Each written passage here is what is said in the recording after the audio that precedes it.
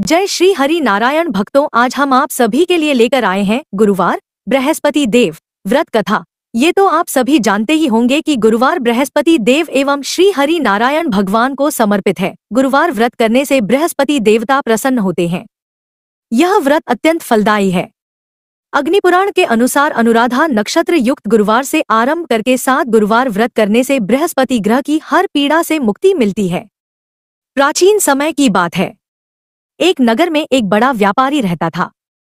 वह जहाजों में माल लदवाकर दूसरे देशों में भेजा करता था। वह जिस प्रकार अधिक धन कमाता था उसी प्रकार जी खोलकर दान भी करता था, परंतु उसकी पत्नी अत्यंत कंजूस थी। वह किसी को एक दमड़ी भी नहीं देने देती थी। एक बार सेठ जब दूसरे देश व्यापार करने गया तो पीछे से बृहस्पति देव ने साधुवेश में उसकी पत्नी से भिक्षा मांगी। व्यापारी की पत्नी बृहस्पति देव से बोली, हे साधु महाराज, मैं इस दान और पुण्य से तंग आ गई हूँ। आप कोई ऐसा उपाय बताएं जिससे मेरा सारा धन नष्ट हो जाए और मैं आराम से रह सकूं। मैं यह धन लुटता हुआ नहीं देख सकती।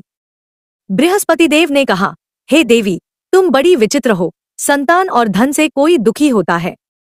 अगर अधिक धन है तो इसे शुभ कार्यों में लगाओ, कुंवारी कन्याओं का विवाह कराओ, विद्यालय और बाग बगीचों का निर्माण कराओ।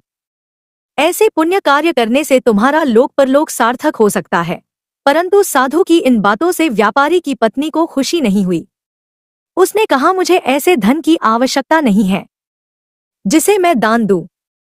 तब बृहस्पति देव बोले, यदि तुम्हारी ऐसी इच्छा है तो तुम एक उपाय करना।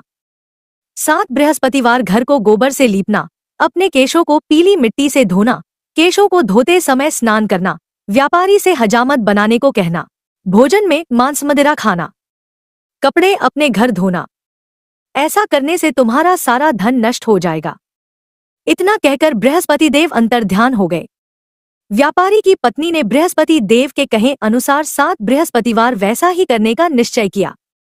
केवल 3 बृहस्पतिवार बीते थे कि उसी समस्त धन संपत्ति नष्ट हो गई और वह परलोक सिधार गई। जब व्यापारी वापस आया तो उसने देखा कि उसका सब कुछ नष्ट हो चुका है। उस व्यापारी ने अपनी पुत्री को सांत्वना दी और दूसरे नगर में जाकर बस गया। वहां वह जंगल से लकड़ी काट कर लाता और शहर में बेचता। इस तरह वह अपना जीवन व्यतीत करने लगा।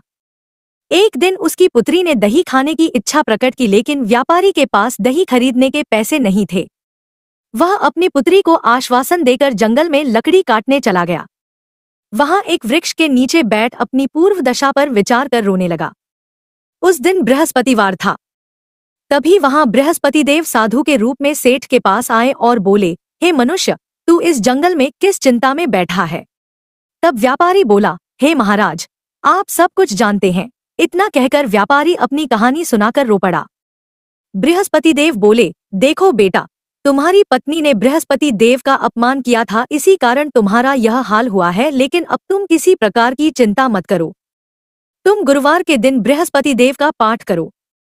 2 पैसे के चने और गुड़ को लेकर जल के लोटे में शक्कर डालकर वह अमृत और प्रसाद अपने परिवार के सदस्यों और कथा सुनने वालों में बांट दो। स्वयं भी प्रसाद और चरणामृत लो। भगवान तुम्हारा अवश्य कल्याण करेंगे। साधु की बात सुनकर व्यापारी बोला, महाराज, मुझे तो इतना भी नहीं बचता कि मैं अपनी पुत्री को दही लाकर दे सकूं। इस पर साधु जी बोले, तुम लकड़ियां शहर में बेचने जाना। तुम्हें लकड़ियों के दाम पहले से चौगुने मिलेंगे, जिससे तुम्हारे सारे कार्य सिद्ध हो जाएंगे। उसने लकड़ियां काटी और शहर में बेचने के लिए चल पड़ा। उसकी लकड़ियां अच्छे दाम में बिक गई, जिससे उसने अपनी पुत्री के लिए दही लिया और गुरुवार की कथा हेतु चना गुड़ लेकर कथा की और प्रसाद बांटकर स्वयं भी खाया। उसी दिन से उसकी सभी कठिनाइयां दूर होने लगी। परंतु अगले बृहस्पतिवार को वह कथा करना भूल गया। अगले दिन वहां के राजा ने एक बड़े यज्ञ का आयोजन कर पूरे नगर के लोगों के लिए भोज का आयोजन किया। राजा की आज्ञा अनुसार पूरा नगर राजा के महल में भोज करने गया, लेकिन व्यापारी व उसकी पुत्री तनिक विलंब से पहुंचे। अतः उन दोनों को राजा ने महल में ले जाकर भोजन कराया। जब वे दोनों लौटकर आए तब रानी ने देखा कि उसका खूंटी पर टंगा हार गायब है। रानी को व्यापारी और उसकी पुत्री पर संदेह हुआ कि उसका हार उन दोनों ने ही चुराया है। राजा की आज्ञा से उन दोनों को कारावास की कोठरी में कैद कर दिया गया। कैद में पड़कर दोनों अत्यंत दुखी हुए। वहां उन्होंने बृहस्पति देवता का स्मरण किया। बृहस्पति देव ने प्रकट होकर व्यापारी को उसकी भूल का आभास कराया और उन्हें सलाह दी कि गुरुवार के दिन कैदखाने के दरवाजे पर तुम्हें 2 पैसे मिलेंगे, उनसे तुम चने और मुनक्का मंगवाकर विधिपूर्वक बृहस्पति देवता का पूजन करना। तुम्हारे सब दुख दूर हो जाएंगे। बृहस्पतिवार को कैदखाने के द्वार पर उन्हें 2 पैसे मिले। बाहर सड़क पर एक स्त्री जा रही थी। व्यापारी ने उसे बुलाकर गुड़ और चने लाने को कहा।